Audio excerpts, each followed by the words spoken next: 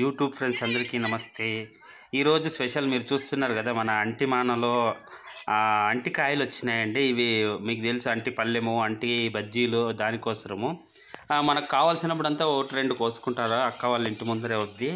నిజంగా పల్లెటూరులో ఉంటే ఎన్ని బెనిఫిట్స్ అండి. ఇంటి ముందర వచ్చి కావాల్సినప్పుడు ఫ్రెష్గా మనం అంగడికి పోయి తెచ్చే పనిలే, ఫ్రెష్గా ఒకటో రెండో కోసినాం, అప్పటికప్పుడు కోసి బజ్జీలు వేసుకొని తృప్తిగా తిన్నామండి. నిజంగా సూపర్ టేస్ట్ ఉండింది. దాంట్లో వేరే అటు సైడు గువ్వలు వేరే గూడు పెట్టుకునిందండి. నిజంగా సూపర్ అండి. అంటికాయలు మనం ఇలా పల్లెటూరుకు పోయినా ఫ్రెష్గా అప్పటికప్పుడు కోసుకొని చేయడం చాలా ఇష్టమైంది. అట్లే చూడండి, నేను అట్లే వాళ్ళ మిద్దిపైకి వెళ్ళాను.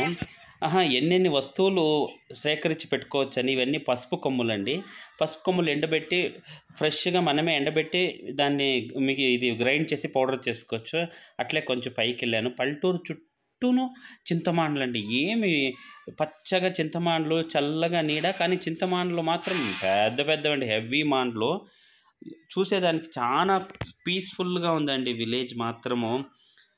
నేను అనుకున్నాను, చాలా భాగ్యం అయిపోయిందండి ఇలా వీరిలో 3 days ఉండడము, మొత్తము అక్కడే టైం స్పెండ్ చేయడము. ఇవి చూడండి, అనపగింజలు.